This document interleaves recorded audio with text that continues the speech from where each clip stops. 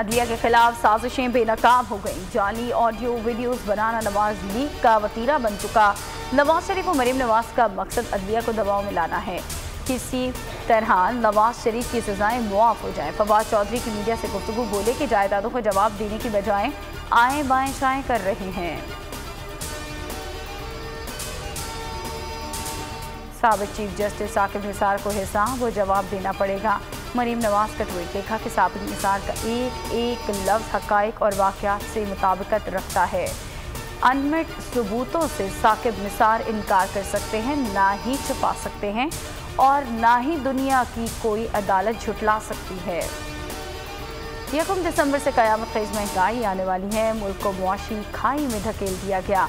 मुंतखब हुकूमत होती आज ये सूरत हाल ना होती। अपोजिशन लीडर शहबाज शरीफ का बयान, कहा कि मुहिब्बे वतन कुव्वते सोच विचार करें। राजा परवेज़ अशरफ कहते हैं कि महंगाई का बम फट रहा है, आवाम परेशान है। नस्ला टावर गिराने पर तवज्जो ज़्यादा और मुआवजे की अदायगी पर कम है। कराची के साथ जुल्म हो रहा है, एहसास महरूमी बढ़ रहा है। जो इदारे ज़मीन अलॉट करते हैं उनको क्यों नहीं कोई पूछता। एनओसी देने के लिए एक इदारा कायम किया जाए। Chairman association of builders and development Mohsin Shekhani की प्रेस कॉन्फ्रेंस। ताजरों और सनतकारों से सरगर्मियां बंद करने की अपील।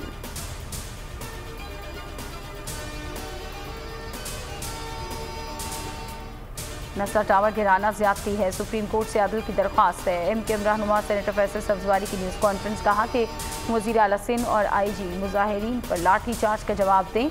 कराची वालों के शिकवे जायज़ हैं, कोई मरहम रखने वाला नहीं। फारूक सत्तार ने कहा कि नस्ला टावर गिराने का फैसला इंसानी अलमिया पैदा कर रहा है। जिन लोगों ने फ्लैट खरीदे उनका क्या कसूर। जज्बाती फैसले नहीं करने चाहिए, सोचना चाहिए। इस मामले को इंसानी नुक्ते से देखने की ज़रूरत है। सईद गनी की मीडिया से गुफ्तगू, कहा कि सुप्रीम कोर्ट के जज की सरबराही में एक कमीशन बना दे। कमीशन तय करे कि बिल्डिंग्स के साथ क्या करना चाहिए। सुप्रीम कोर्ट ने नस्ला टावर केस की समाअत का तहरीरी हुक्मनामा जारी कर दिया।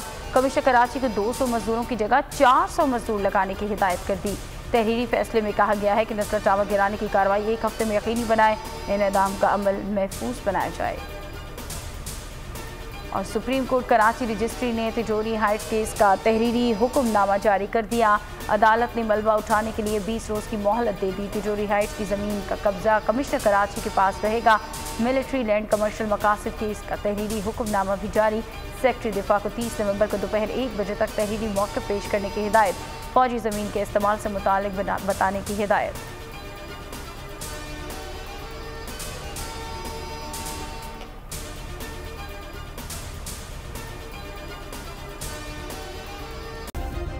सब्सक्राइब करें और बेल दबाएं ताकि कोई खबर रह न जाए।